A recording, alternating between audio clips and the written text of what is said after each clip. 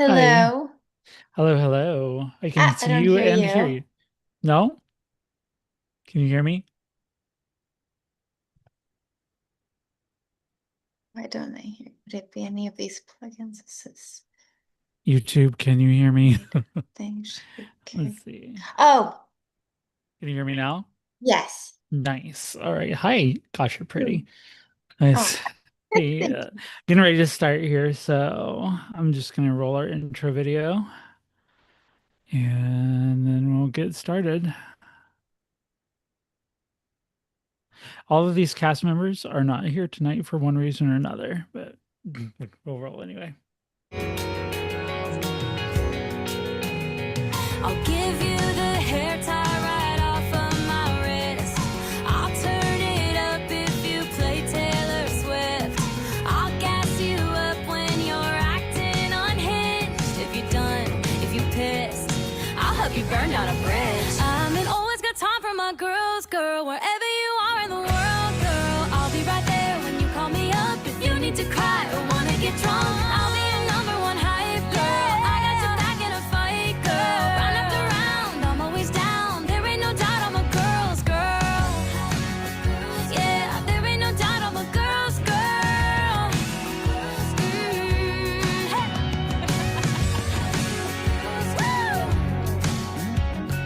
Round after round, I'm always down. There ain't no doubt I'm a girl's girl. Hey everybody, welcome to Tuesday night. It is the Hurricane Girls. I am Sheila Chappelle, America's Ex-Girlfriend, Category 5 Hurricane Girl, and I am flying solo here on the show tonight because it's the school year starting and a lot of us Hurricane Girls have a lot going on and several of us couldn't make it tonight, but I'm here anyway. And I'm so happy that I am because I am joined tonight by Rini Bell, star of Gilmore Girls. I'm gonna give So you a true. star title. You were in there. Everybody remembers Lulu. Are you kidding me? Um, was all you were also in several other movies, Bring It On, Terminal, um, Ghost World, and one of my personal favorites, you were in the video game Call of Duty Vanguard. So, Cool. amongst other things. So, welcome to the show. It's so nice to meet you. Nice to meet you too. We'll dive in just a little bit. I do want to let our audience know that we are certified by the Creator Accountability Network at creatoraccountabilitynetwork.org. Uh, this is a program that keeps podcasters accountable for the things they do and the things they say. And so if there is anything that you find objectionable about the content of the program, you can go to their website and they'll help us work it out to where we're being a helpful, non-harmful part of the community. Don't expect a whole lot of that tonight because we're uncensored and we're live, but generally we're nice women here. And to let you know what's coming up in the next couple of months from the Hurricane Girls. On October 21st, we will talk to Mishi Rivera Acosta. On October 14th, we'll be talking to Miss Andrea, and we'll be talking to our friend Miss Emily, a beautiful soul singer from Ontario, Canada. Stone and Snow will be on the show next month. Great folk band. I'm about to go see them live. Natural Velvet, and next week, Blank Era heavy metal band from Nashville. A whole bunch of femmes who are doing the damn thing, performing. Um, Hope you'll be here for the next episode. But right now, we're going to talk to the lovely Miss Bell. And first of all, I just kind of want to know, like, tell us a little bit about your backstory. I know it's a general question, but tell us about you. Well, I started my life in Europe, in Italy, and when I was little, we were in Switzerland. I went to a French school there, did a lot of sleigh riding. I had a rabbit that would hop around in the snow on our porch, Hmm. and it was cute. Anyway, I grew up in New Orleans, between New Orleans and sometimes Paris. I went back and forth to Paris and moved to New York and here pretty young, LA. I live in LA. I've been lived here 5,000 years, and that's for acting. And um, that's my general story. Okay. Is Figure English your most. first language, or did you grow up Yeah, my speaking parents speak Italian? it, so that's Okay. that's how Uh, I got that one under see, control. I have a daughter that was born in China. Her mom and I were there when she was born, and so raising a kid in a different country, that's not your home country, that's quite a big thing, and it's big for you as a child too. When did you like I don't know, move they made it back sound here? easy. I'm like, what are you're not telling me the details. Like my dad had a job in Italy and then he went to school in Switzerland. That's how Hmm. that happened. Do you remember a lot of it, or were you too Oh young? yeah, I mean I remember Switzerland. I was really little in Italy. I have one memory of Italy. Yeah, I have a lot of memories. It was a lot of nature, and you could give. We had a forest behind our house. We could you could yeah, you could hang a carrot from a tree, and you'd like just hang back and wait for a deer to come get it. It was Oh spectacular. my gosh, that's amazing. Yeah, I can't do that here in Toledo, Ohio. Hmm. No, just doesn't work No. that way. No. I imagine you probably can in Los Angeles either. You live in LA? Yeah, and I have never, no, done that here either. No, Doubt not that. you're not going to pick up a deer like that. No, Probably not, and you might probably pick up a shouldn't. rodent infestation, but You'd probably pick up some other things for sure. Yeah, less desirable. yeah, I mean, you sound like you've kind of like were born a world traveler, but you came back here like when did the acting bug hit? I decided when I was 11 to become an actor, and I was in New Orleans, so I got an agent in New York and did the summers with my mom. I Hmm. got some little jobs here and there, but I mean, it was really just it wasn't there enough, and I got braces and it was a whole thing. So as soon as I was old enough to reasonably move there, 16, uh, Hmm. It's I reasonable. did. I did with my mom's blessing somehow. Anyway, I had my agent and I auditioned and I got little jobs and then moved out here from there. Well, you look rather young, but I remember you from Gilmore Girls, so I know that's been we won't say how many years Well, ago I that mean, was, yeah, but well, yeah, Bring It On just had its 25th anniversary, so that's it's even older. incredible. Because I promise you that just happened that movie just came out yesterday. I It was really feels like it. realizing how it's the things that were the longest to go that seem the most recent. And if you talked to me Hmm. about 2 months ago, I'm like, that seems so long ago. Like, no, it's gone. Like, no. But so Yeah, you just moved out to LA, and as one does, and got it. I was You super young, so it was pretty easy to get set up. It's pretty easy in Hollywood to get set up when you're super young, I find, or I okay. found at the time anyway, and ambitious. Um, and I moved out here because my best friend moved out here, so I moved in with her. Um, Okay. had a Roommates great are acting essential. teacher. It Yeah. helped. Had a great acting teacher, and that was a big deal at the time for me, just support. And That's that's I mean, even at such a young age, it's a big move. Like you're just like, I've decided what I'm gonna do for the rest of my life. And here you are, you're doing it. So yeah, I think being so sure, so young. I remember at the time I was like, I've got to do as much as I can now because it's easier when you're younger, and I knew that. But at mhm, the same time, I think I probably uh, did some things that burned me out so that by the time I was a little bit older, I started to back up and look at some of the ways that I had neglected, like growing up stuff. And I moved back to Europe for a minute, and I moved back to New York for a minute, and I moved to New Orleans. I just moved around a little bit for a while to try to catch myself up to that part. It mhm, was a pretty specific uh, environment that I was coming of age in.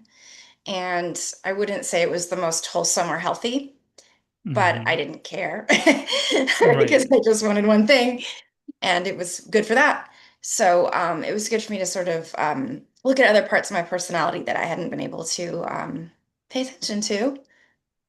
But So yeah, and you've it arrived slowed me here. down in the long run. I'll say that. What was that? And you've arrived here. And are you still like, are you still looking, are you working as an actor, or are we kind of moving past Yes. that? Okay. I Yeah. do mostly voiceovers at the moment, pretty much. I have lots of questions about that particular subject because voice acting is definitely one of my passions. But I decided when I was a teenager that I wanted to be an actor as well. But it took me until I was in my 40s to get my first on-screen experience. I kind of detoured the other way. So it's interesting to see someone who had that passion and then went for it at such a young age, and then did, like, you've done things that people are going to remember. um Well, people, everybody's different. We everybody remembers definitely. Bring It On, everybody remembers Gilmore Girls, they remember these things. So it's kind of nice, I think, seeing you leave your mark on the world like that at such a young age. How old were you when you did Gilmore's? Oh, I think it was in my early 20s when I started. I did it for a few years, on and off, Mhm. kind of recurring. Yeah, Yeah. I imagine that's where most of our listeners and viewers will probably remember you from, is I would from assume. Gilmore Girls. Yeah, I would I've, assume. well, knowing the people that are in my circle who are Gilmore Girls fans, and I'm um, friends with Valerie Campbell, who I know you know, um, Yes, who we she worked is quite with the. together on the show. She's the encyclopedia on the show. She has like that encyclopedia brain. But she doesn't mind telling you that she is too. Like, no, she's She forgets nothing. Oh my gosh. nothing at all. And like, and if you mention an episode, she probably has a BTS picture of it somewhere. Like, Yeah. we met on TikTok, and when she was first on it, and we kind of connected offline as well. So I've heard all the stories. She talks about you a lot. She talks about you, Keiko, and several others of the cast there. Um, Yeah. she's posted videos of y'all going to visit Liz in the hospital, well, not in the hospital, but the retirement home. I just love that. It's always beautiful to see y'all connecting on a show that's like a cultural touchstone. Like, it's literally a generational show at this Yeah. point, and seeing that it was made by people who had a connection with each other. Obviously, there must have been some conflicts on the shows, but it seems like pretty much the folks who worked on the show actually like each other. I think so. I mean, I don't know. I wasn't there every day, Mhm. but I got along with everyone was nice to me. Let's put it that way. And certainly, I don't think anybody who would eat, it's just it's always nice having a good job. So it's Right. not like an environment It's where not people are, significantly different than any other job, and that it's nice to like the people you work with then. yeah, yeah. I think most people are in a pretty happy mood to be there. What Or we was it? are.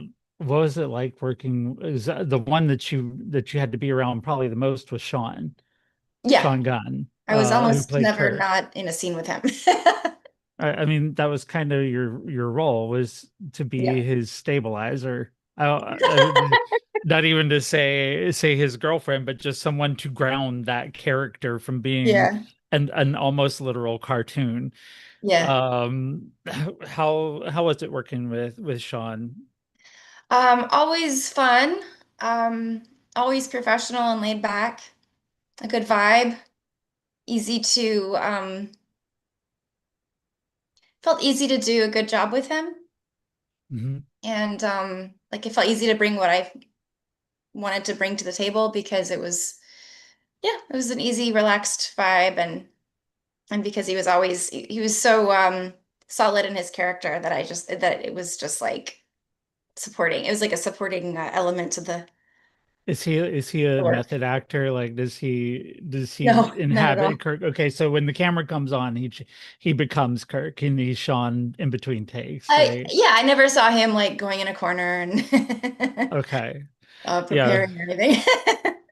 because that character is one of the one non-Gilmore character that I sort of loved about the show is because he was fucking crazy. Yeah. And he had a different job every episode where you had the same job the whole entire time, Hmm. the being a third Contrast. grade teacher, Yeah. and then by the time the revival came around, you were planning a family, and took him from like I hate saying it being in service to a male character, but it does provide depth. That show had a lot of depth for their characters, even the ones Mhm. that were secondary or tertiary. Yeah. And I Yeah. remember watching through the first time, I was like, Lulu, oh my God, what kind of woman is this going to be that Kirk picked out? So what was your approach to the character? Like what did was it anything your invention, or was it mostly Amy's? Um, I remember that I was going through a phase where I was wearing a lot of flowers in my hair and fluffy skirts, and that I had just cut my hair kind of short. Hmm. And I think that just the fact that I was naturally kind of into that aesthetic for myself worked for me because I used to go in, I would read for them. I'd read for them probably two or three times already for roles in Rory's environment. So now I guess because I don't know if this worked for or against me in terms of that, but I was just maybe a little bit different of a look. I had a little bit of a different look than I had before. Um, and I also remember feeling like it all just came naturally. And later on, Valerie was the one who told me that they had wanted me to kind of dress like she does, which was information I didn't know. But I can see it now Like because, Valerie does. yeah, because Valerie will like have a dream and wake up and sew an apron and wear it around all the That time. is true. Yes, she will. So, I had a little bit of that, like I just sewed this apron vibe, except it was really nice brands. Um, and I often wanted to steal them. You Um, didn't ever. I asked Valerie if I could steal some things, and she said no. And I got this vibe like she would know if I stole it. I get that vibe too. Yeah, knowing her for 4 years, yeah, yeah, she gets definitely. I got I the give her vibe that they credit. wouldn't be like, sure, honey, take it, I give her credit for big credit for one thing, and I mentioned this to her a week or so ago. She was pretty key for me getting sober. Like, Oh, just really? Well, being around her, we've talked a lot, hours and hours and hours, and yes, like nights always. when I had maybe had a little too much. She would be like, Sheila, I'm not going to talk to you tonight. And I'm like, why? And she's like, because I don't like talking to people who are not intoxicated. And I was like a little hurt from it. But Valerie is that type that will tell you the shit that you need to hear, but in a way that it kicks your ass. Like, so, and so I was just like, it hurt a lot, but then in the end, I was like, you know what? She's right. And that, amongst other things, when I finally put down the bottle, I was like, hey, guess what? I've been, I think at that time, like, I've been 1 week sober, and now I'm 2 years, almost 2.5 years. So I credit her a lot with that. So she's a good friend to have, I Good. think. Is there anybody else that you keep up? I know we mentioned a couple. Who do you keep up with from the Well, it's show? always nice when I guess Valerie's usually the one who organizes our meetings with Liz, or sometimes I go to the Fan Fest. So that's a nice opportunity to reconnect with other people from the show. Um, who usually comes? I mean, Eris is the cook.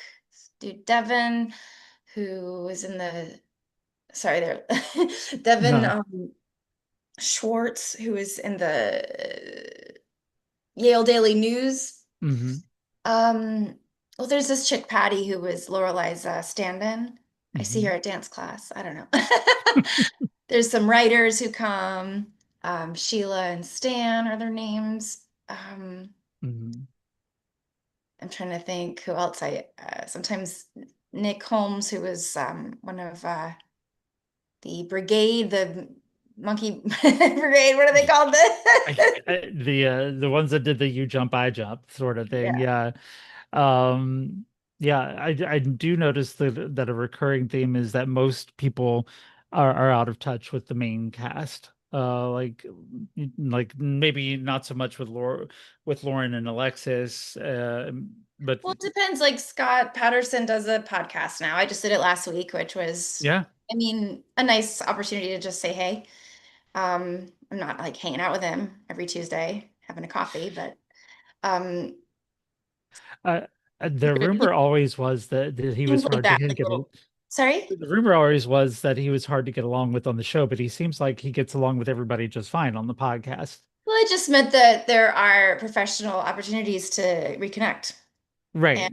it's nice because I think, I don't know, it's just hard to stay in touch with the realities of life sometimes, unless it's built I did run into him and Sean at a convention about a year and a half ago. in. And I was finally looking at Luke and Kirk side by side, and I'm like, I think Lulu has better taste. Oh, burn. No, I think I think Scott is a very handsome man. It was the backwards ball cap that always I was like, no, what are you doing? But Sean Gunn is disarmingly handsome in person. And you would think because like mostly he was just a goofball in the show, but then Yeah. you see him on his brother's productions right now playing super super crazy people and stuff like that. He's never I don't think he's that I can recall, I've never seen him play a normal, quote unquote, normal person on on anything he's done. Maybe I need to look deeper into his backlog or something. Probably not what he wants to do. I He can mean, play with playing weirdos, why not, right? right, as an actor, like people have asked me like, why would you play a character like I've always played like either troubled people or heavies or any, like villains. Somebody, I'm like, yes, if you they let you play a villain, play the villain because those are the most fun roles. That's my thought anyway. Agreed.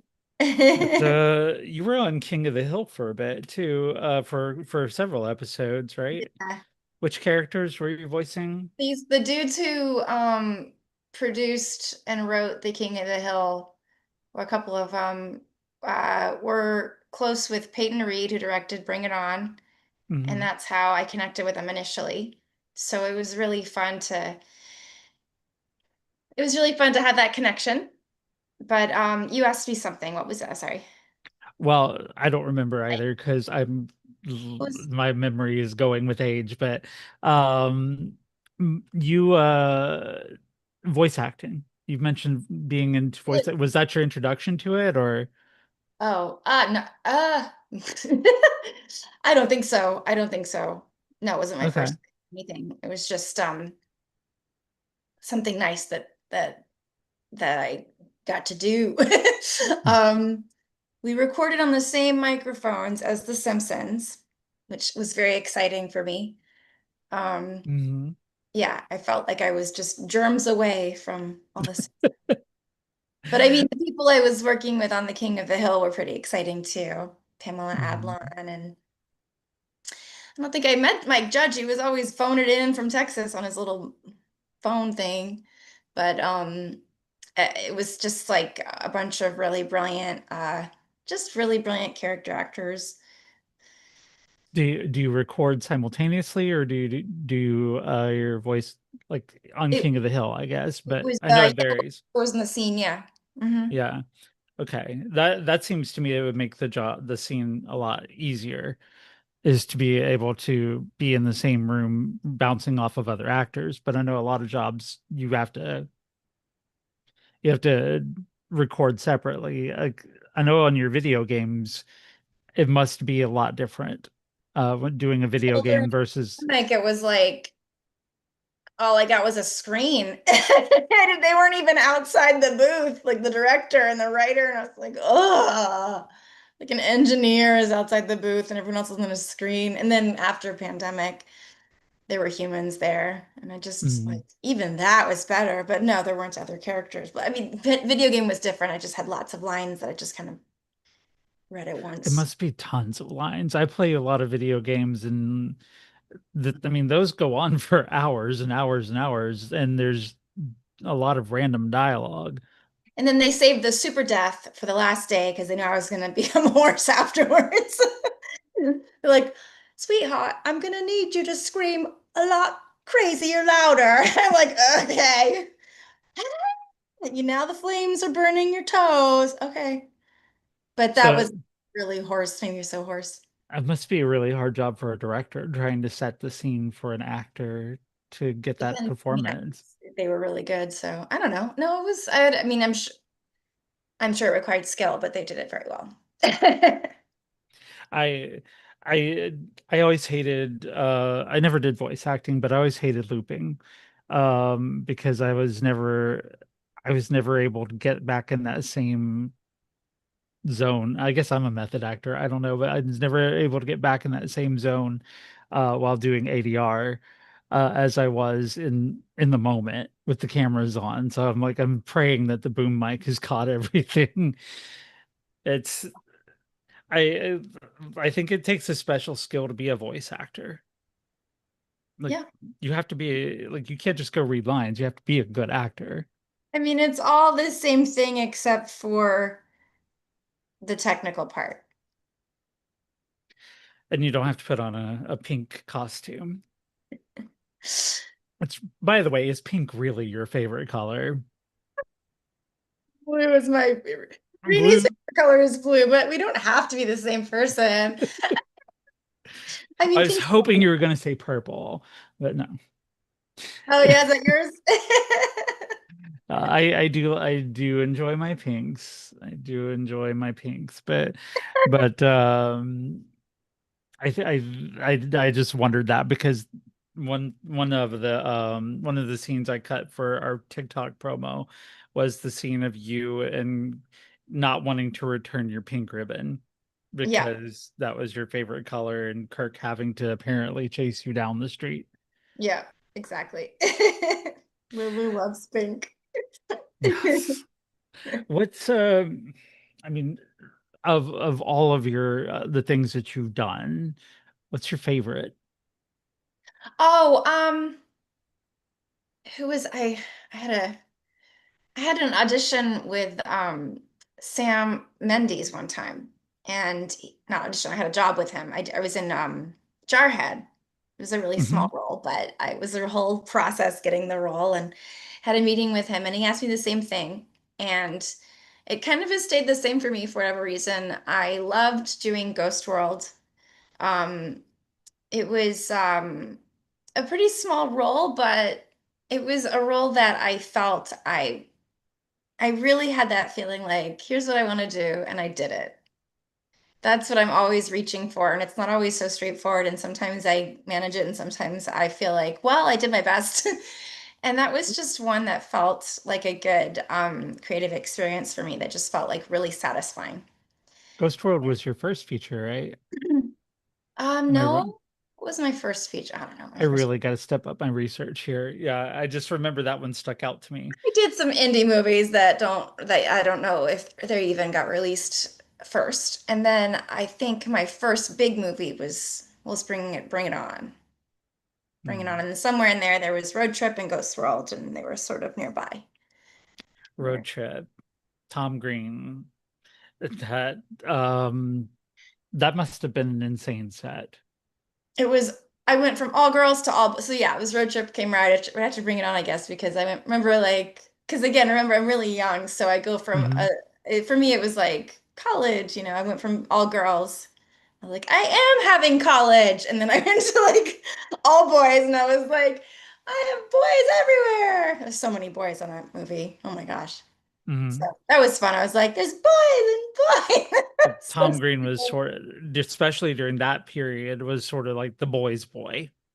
Him, I didn't, I don't remember if I even met him. Okay. I don't know Did if I you met the Ghost World is iconic, I think. um For yeah, it me. was fantastic. It was fantastic. Yeah. Just Thora Birch in that movie. It was great. I I seem to remember I did like a sketch of her wearing the Catwoman mask at some point in time because I thought it was so cool. But that but yeah, I mean these movies like Bring It On just had its anniversary. That was one of the first things when I Googled your name is like Casey from Bring It On. Like Mhm. what was that? Like how was that process? That's an iconic movie that started a franchise. It did. It did. I've been doing ballet since I was pretty young and I was really flexible right then. So at the audition, I took my foot and I put it right here in front of my face. That was my pièce de résistance. Then they had me do a cheer and that was I didn't I was never a very good cheerleader, but I went for it and Did you I have don't to train a remember bit for that role, or what's that? did you have to train a bit for that role, We or trained what? for was it just 1 month or 3 months? I can't remember if it was 3 months or 1 month. But we trained, yes, we went down to San Diego and all stayed in a hotel and we had like this, where were they from? Well, there were these professional cheerleaders that were training us.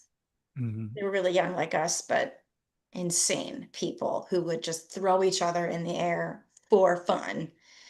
Um, I was terrified. Like, please don't throw me in the air because I'll fall and I'll get fired. The first day of rehearsal, they had two, Huntley and Nathan. They had these two actor dudes lifting 1 foot each of me so that I would go up in the air. And they were not coordinated. And that just kind of like blew it for me. I was like, I think I'm not going to go in the air, not ever, not at all, not with actors picking me up. And Right. so I wasn't one of the flippers, but some of the actresses went for the flips, which I was very impressed with. That would be a lot of trust to put in somebody who's been training the exact same amount of time as you have. So yeah, Yeah, they were brave. They were brave girls. I was the not. the chat is mentioning that you had a credit for the Weird Al show. That was also Peyton Reed, same director as Bring It On. He directed the Weird Al show. He hired me for it was like a sketch. You were the Got Milk girl, I think. That's right. That's some obscure knowledge there, but I think that might have been one of my first Listen, jobs in LA. Yeah. And they had to pour milk all over me. So then they had to take a shower before I left because this is so super gross. I remember I him being like, "Are you cool with putting the whole milk bottle on?" I was like, "Sure." And then it was happening. I'm like, "Oh, I hate this. I hate my life." It was so gross. Um, I think like I'm a huge Weird Al nerd. Like I do have that episode on DVD. It's so that's I will be maybe the only person who watched it this year, but it's I mean that's awesome. the whole show. I mean Al Yankovic has such an inimitable personality. But I feel like Yeah. from what he gives off, he's really great to work with, and doesn't seem like he'd be egotistical at all. But I know you probably only had a short while with him. But how was he It was cool. I showed up, spat out my lines, took a shower, and went home. at home? And that was He was your Weird Al nice. experience. It was a good experience. Yeah. Mhm. So Peyton Reed has gotten you into some cool places then. Yeah, yeah. I love that. I love that. So obviously you had a good experience that I've told people that too is my all of my work. None of it's in the US. It's all in China. Every film I've been in was in China in Asia in a different language. But I've always told people, like who are pursuing acting here in the US, um, do a good job for your director. Like really, like if you get a break, do it and do it well and work very hard at it because that director could be the person who gets your next 15 jobs. And the people like and also be nice to the people on set because that first AD may have a project coming up of their own, in a couple of months, or that key grip may be writing a script or something and think of you with it. Like to me, that seems like a good way to keep working in the acting biz. Would you agree? Look, I'm happy for every job I get. I'm so happy when I'm there. Mhm. There's like it would never occur to me to like mess it up anyway.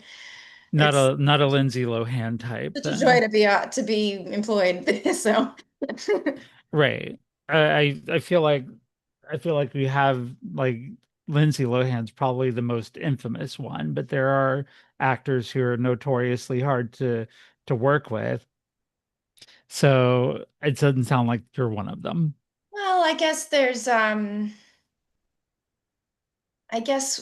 a thing of wanting to maintain a certain amount of respect. I don't think I reached a level where I was like trying to throw my name around to like if I wasn't that famous, you know? Mhm. Um, but I think sometimes you want to make sure people respect you and you're not being too nice, and maybe that's part of it. I don't know. Right. Just trying Well, to match. I think there's always the fact that when a woman asserts herself, she's going to be considered a bitch, or difficult. That's I another like when thing. people talk about how uh some male musicians do really bad things, and then we're like, oh, the music's so good, but that's a really bad thing. I don't know if I should listen to the music or should I separate the artist from. And then I think back to like Madonna, and she's like, eh. And everyone's like, what a horrible person. But all she really did was like act dumb, you know? It's like she No, yeah, and anything horrifying ever, really, that I can think of. So it's like so much more permission. just literally Yeah. embraced her sexuality, and everybody was like, "Oh my God." Meanwhile, Well, she I was a mean, bee. She was a bee on purpose, and that was her big. People were like, "She's a bee," but it was like, but that guy did something horrible. We love him. I mean, right. we love her too, but I'm just saying, like, And we can swear on here, just so a you lot know. easier for a chick Yeah. to shock the world than for a man to shock the world. Well, nobody really talks about how fucking insanely difficult Marlon Brando was to work with because he's Well, because that's he's just so different because genius. back then there was no paparazzi or anything. Mm. No, You he didn't have to do it. Like I saw an interview with Audrey Hepburn interview, I think Johnny Mhm. Carson, and she was so nervous. She was like 40 Mm. years old and she was just like all stiff and weird. And she's like, I think I'm a little nervous because she never had to do press or anything. I mean, she did a little bit, but it was like a whole And different.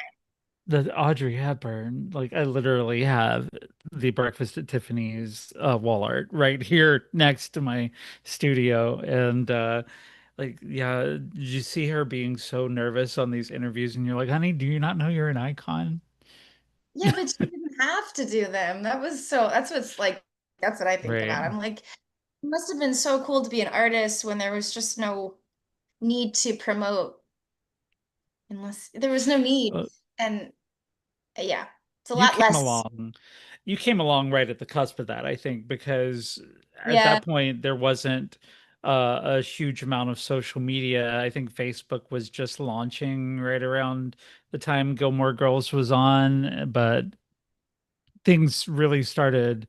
Um, I feel like things really started getting a social media traction with entertainment when the reality shows were on, like Survivor and American Idol, and there was a whole lot of blogs about that. Dating myself now.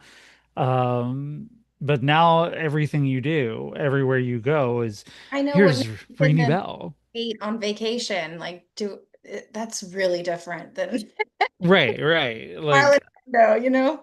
I know what Cardi B looks like in yoga pants, like Yeah, going shopping. right. While she's doing her own thing. Right. It's hard to This compare it's hard to compare the behavior because they were almost I wonder a little if some of the stars we had in the 70s, 60s, 50s, even some of the 80s were so sexy because they could be. They could be kind of bad. maybe I think well we've had that whole concept back then of the bad boys of Hollywood or Madonna the bad Girl. girl. Yeah. It was hot. It was sexy. Cyndi Lauper didn't get by on looks, Yeah. Yeah. you know. Yeah. So I think coming from that era, um, like we had our Corey Haims and Corey Feldmans who, Even them, yeah. uh, yeah, I mean, they were like not the world's hottest stars, but they had charisma. And you can't right. be well behaved all the time and offend nobody and be so hot. Sorry, I don't know. I just do not it that every hot. day. Never mind, I offend people all the time. Good for you. I try to offend at least one person a day and tell at least one white man every day to shut the fuck up. I think that's my duty as a trans woman is to just go out and find one and just tell them to shut the fuck up for no reason. Probably, that probably goes well. I care. I'll never see them again anyway. They're all online. But I don't do it at work. What do you like? No. But I would never presume. nothing that's going to financially affect me. No. Yeah, I think it's a different world we're growing. We're not growing up in, you and I'm guessing you look a little younger than me actually. Um, I'm not gonna ask. Never mind. I've been wondering this whole time, and I can actually literally Google this shit. One person can figure some things out without Right. effort. Like, how old is They have Rini to spell Bell? things out all the time.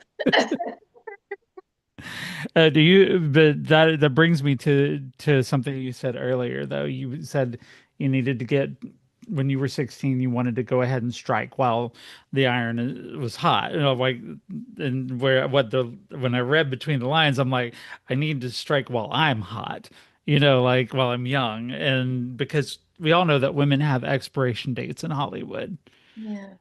So how's your experience been with that? I mean, Well, I obviously, believe that, but I also, I also don't want to be a miserable person. And I've been around long enough now that there's only so much, there's only so much a person can control, and you got to live your life fully. And yeah, okay, I can know that, but this is my life, and I want to be happy, and I want to have energy and take good care of myself and be healthy. And I want to stay in this forever. So the end. Look, still right. Do you find it here, tough.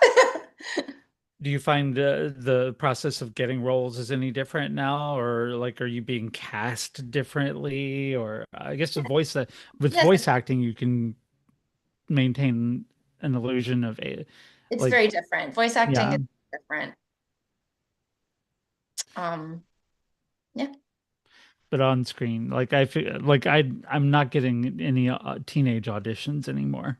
You know, it's like Shocking. the days of the CW have gone where they had 40-year-old people playing 16-year-olds. Yeah. Those are kind of gone now, but yeah, like it's a changing landscape, and I just wondered how you navigate it. And apparently, I don't navigate it. mhm. I just show up me and I don't try to play it. I just do it my way as best I can. I Well, want to work, one thing, but I I don't try to be younger. I don't try to be something I'm not. I try to I just try to do the best work I can and be professional and keep my relationships open, keep the lines open of communication as best I can without being too spammy, you know. right? Like, hey, remember me? I'm trying to, Yeah. yeah, walk that like that line of staying relevant as is so much work to do these days, but also just like and stay kind of grounded and kind of live in my dignity at the same time. I think that's beautiful. Like, They don't it- just like naturally go together for me. I have to sort of every day just kind of be like, okay, you know. what is your skincare regimen? Because I'm just Oh, sitting here staring at your oh, that's so gorgeous sweet. skin. Way to Yeah. make you my day. What do I you can't promote do? my favorite brand is Arcona. They're a Los Angeles skincare brand, and they do these really fun lymphatic massages. Okay. The chick's just like she's just like goes really fast, like and my face is like bright right afterwards. I love it. I don't know what it's doing, but I assume it's draining some lymphy stuff. It's working, whatever Thank it's you. doing. Yeah, Thank it's you so like much. no, you're ageless. So like between, as you said, you were 20 at the start of Gilmore Girls. I'm not going to do the math there, but like you, when I saw you in A Year in the Life, the revival, Yeah. I was like, holy shit, she's like It, the like how does she look better now than she did back then? oh, Like oh, go on. That's so sweet. no, like seriously, like I don't. Maybe it's the haircut. I don't know. Maybe I don't know what it is, but I was like, you still look young. It's like I could see the extra lines on Lauren. I could see it on all the other characters except Kelly. Kelly's timeless, you know. Kelly is timeless, and I always have a special place in my heart for the women who kind of look, like I said, like I don't want to look younger. Like they look their own age, but they look pretty. It's kind of an old school Yes. thing for me. Like the way the older actresses used to grow old.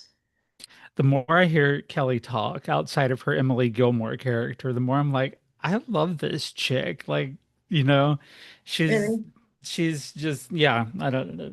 Anyway, I digress. You look fabulous, is what I'm trying to say. Fabulous. sweet. And I'm glad to hear that that takes a lot of work because I do a little bit of work here. I just was born with no zits and stayed that way. Every morning I talk to my face. I'm like, "Oh, hi, honey. Want to wait a little on that one? No? Right? Oh, No, hey, how no. about you? How you feel? Would you consider maybe not? Yeah? Give me a few more years, huh? We Just have a find conversation yourself like, no, every no. day. Like, hello, nice to meet you. Want to go away? No? Okay.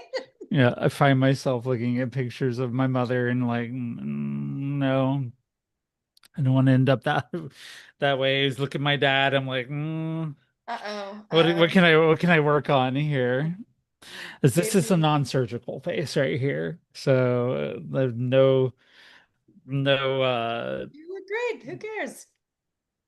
I'm never getting surgery on this here. I'm gonna let it age as it should. What's that? No, I'm going to let this age normally, naturally, and whatever I look like, I look like. But I can put makeup on it. Like there are more wrinkles in this I just happen to have on. I think it can be very pretty to let things be the way they are I think that it can be really pretty when a woman ages naturally. Yeah, that's one thing I've been looking at with like Pamela Anderson. like because the men on social media are like always like, oh my God, put the makeup back on, you look like a hag or something like that. I'm like, no, she looks like she's 60 or Yeah, 70, but like however she's old she got a is. $900 a week facialist, so Yeah, I don't care. that's true. I can't I'm afford her. trying to give her credit, but yeah, I won't. I won't give her credit. Facialists can maybe do a lot. that's true. That's true. And I'm just never going to be able to afford one of those, so I'm just Oh, going to they're have to age too north. expensive. They cost a lot. They know what that we want it, and they're not gonna let us have it. Have you been offered like the mom roles, the uh, things like I'm that? basically young mom. I mean, that's kind of my thing right now, my demographic. I've Yeah, I guess I you're a young mom or a teen do or you a do you have grandma. kids of your own? I don't know if I asked you this. Do you have children? I don't. It's so funny that you asked me that. You're the third person this week to ask me that. It's like this Third thing. person. Yeah. The universe is not trying to tell you something right now. Actually, probably what it's trying to tell you is that, hey, you know what? This was the choice you made for your life and good for you. Well, one guy was saying, in my ballet class, he was like, you don't have kids? Because he's like, how are your kids? And then he was like, people who have kids always look so stressed out. And I was like, you're right. I'm not saying I wouldn't love to have it. I would actually love to have, I'm sure it's a privilege for every woman, and I would have loved to have a child. I think it's a little probably not going to happen now, but Never say never.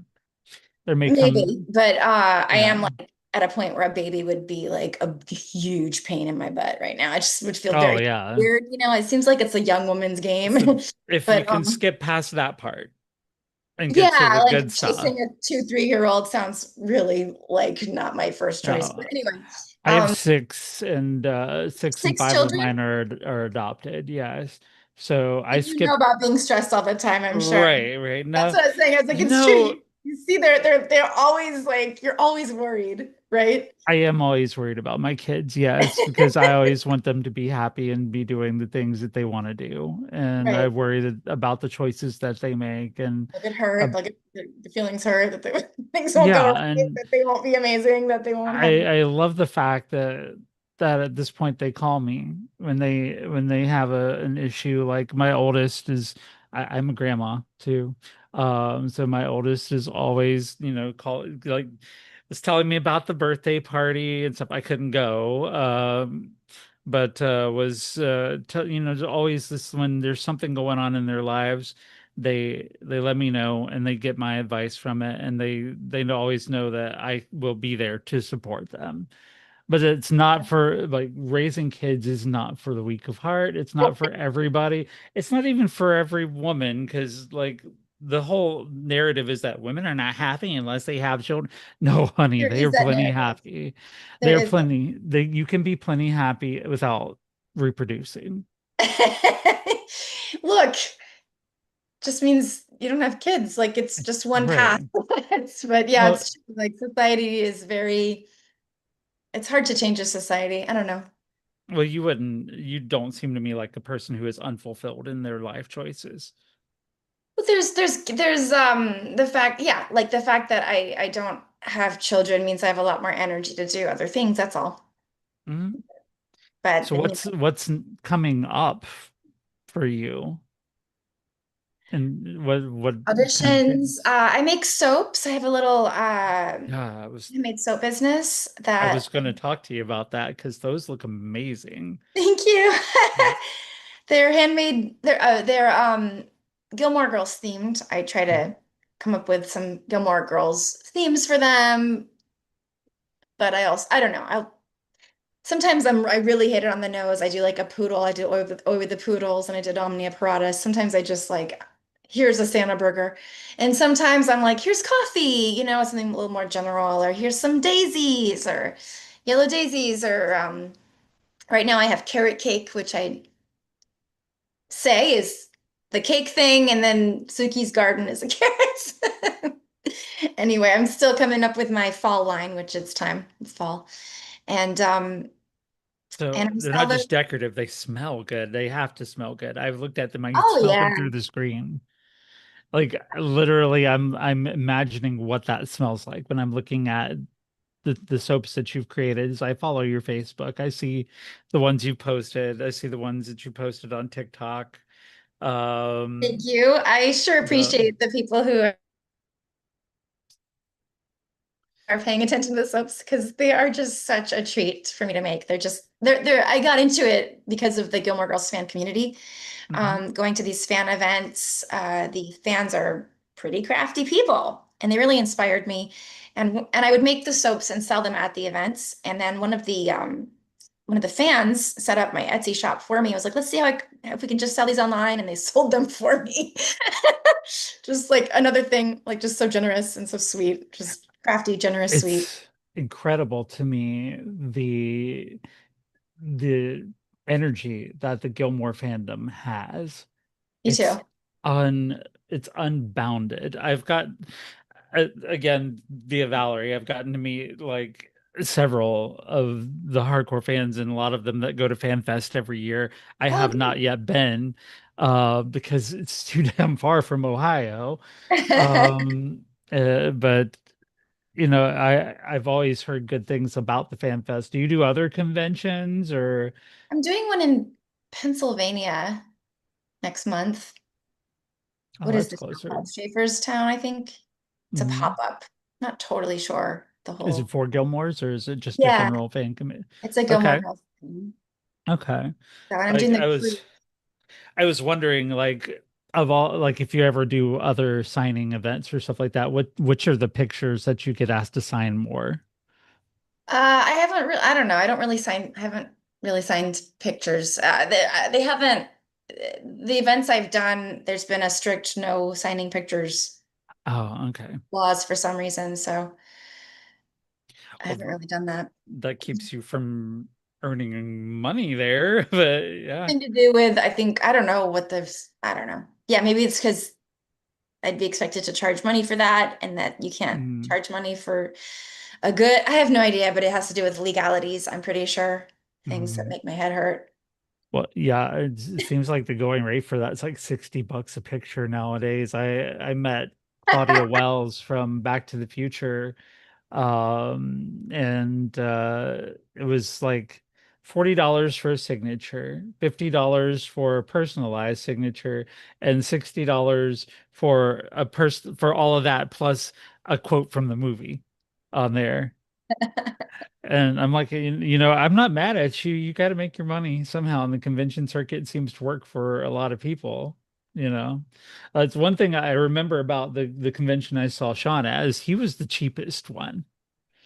Like everybody else was charging $60. Sean was charging like 40 for his. Like I don't know if that's because that's the he he's obviously worth as much as the rest of them. But I always wanted to ask him why he was charging so much less than everybody else for a photo op. Yeah, Yeah. seems like a kindness. Maybe I don't know.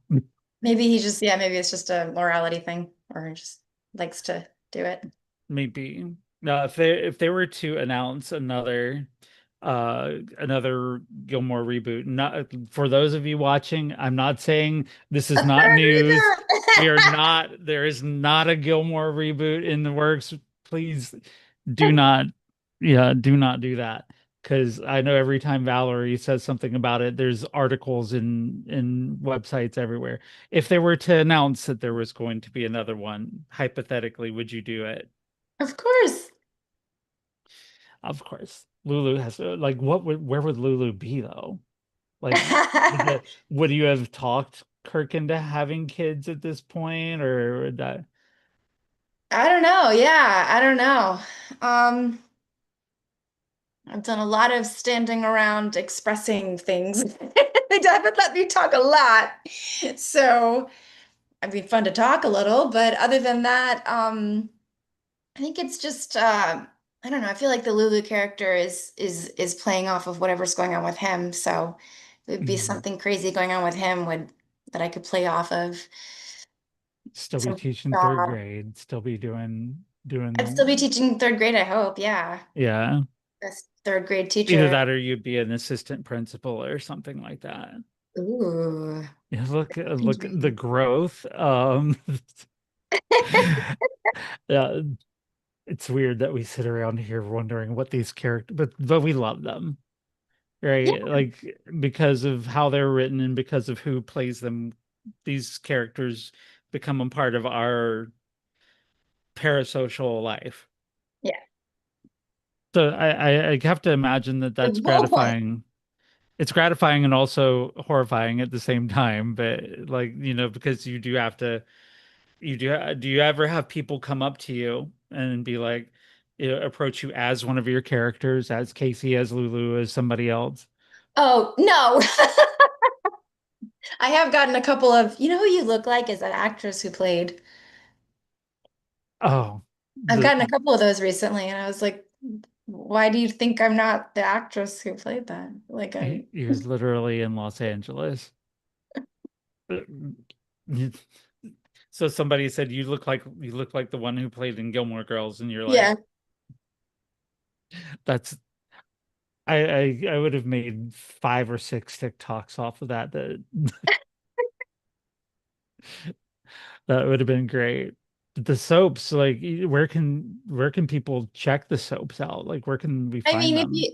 if you're on my Instagram or Facebook, which is Rini Bell, is Rini Bell on Facebook and Ms. Rini Bell on Instagram, there's a link and there's lots of I put pictures and things, and it's an Etsy shop. It's called Belle of the Bath. Bell of the Bath. Yeah. Buy lots of them. Good soaps. Hey, They're fellas, super, if you need to smell good, you know, yeah.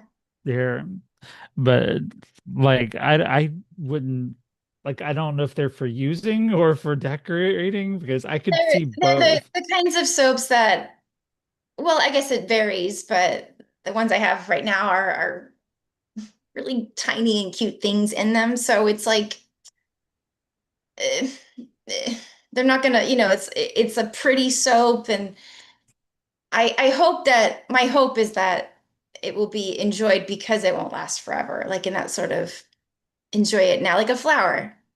You enjoy it because it won't last forever, and that That's an interesting thought. it's a gift. So that's the idea is to like, oh, how pretty, and then use it. Um, and um, yeah, and I have a lot of soap people who bought soaps who said they never used them. And I mean, that's kind of sweet, but it's like, no, I want you to use Use it. it. Use it, everybody. I Yeah. want you to use it because it's fun that it won't last.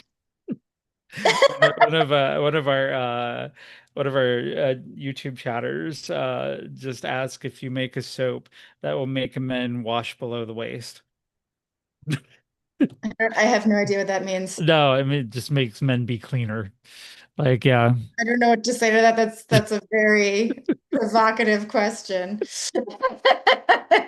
Back to that edgy thing we were discussing. Right, right. Approaching the edge there.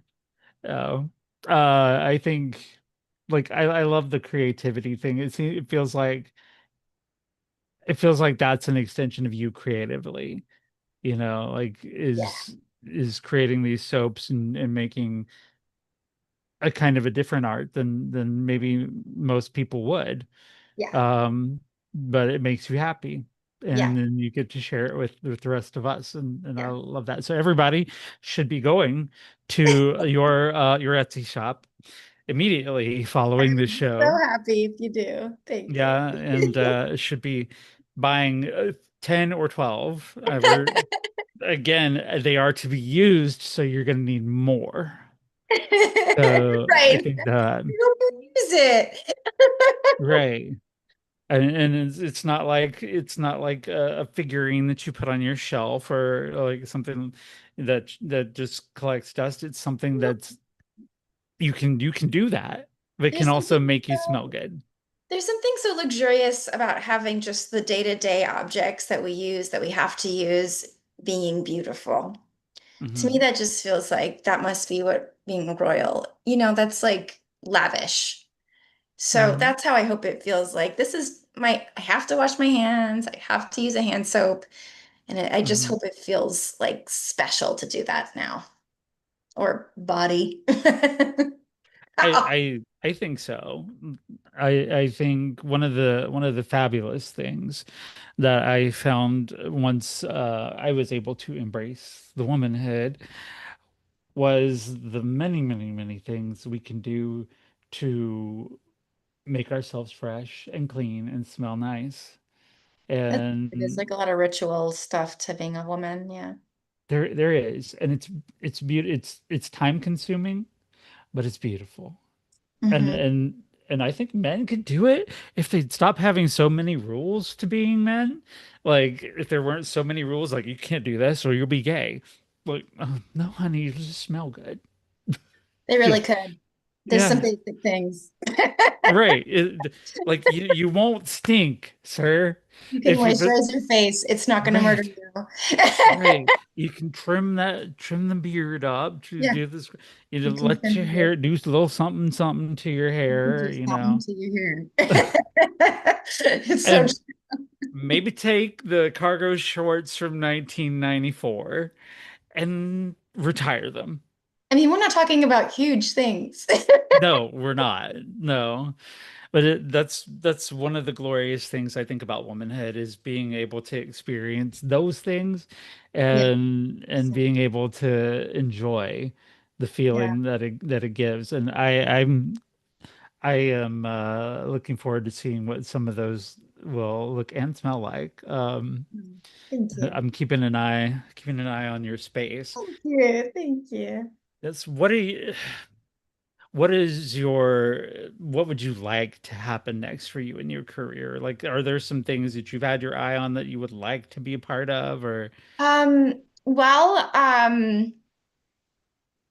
really, I just want to get a good job. That's it. Right now, I'm auditioning, so Mhm. anything would be great. But is there anything? I don't know. There's a lot of good stuff out there. With all the bad stuff, there's a lot of good stuff, and it would be Mhm. such a joy if something is really good, and I can bring something really good to it. That's it. I'm going to be looking forward to it and any further video game characters, Thank, cartoon characters or TV shows or movies. I, thank you. I, I look forward to it. But it's been great talking to you tonight. I'm not gonna monopolize your whole evening here, but I really appreciate you coming in and visiting with me here, especially on the days where we're on a day where my co-hosts have had mom stuff and work stuff and school stuff and like a woman's jobs are never done, and so it was just me flying solo here tonight, but it's been so easy to talk to you as I knew it would be. I Oh, I knew this was going to be an easy convo, and you seem like you seem like just a lovely person, and I'm very happy to have had the chance to get to know you a little more tonight. that's so sweet. Thank you. You too.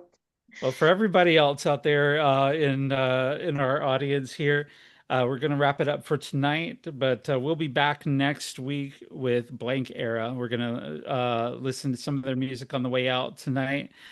But I hope everybody will join us again for the next show. And Rini, thank you so much, and I'll see you around the social media for our Hurricane Girls here tonight. Have a good night and chin up, tits out, ladies. And we're gonna leave with a song by next week's band, Blank Era.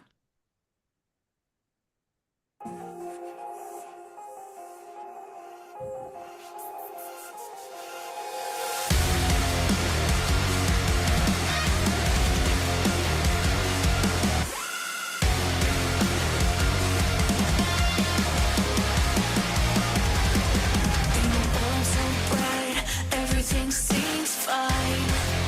But underneath the surface, I'm fighting for my life. You say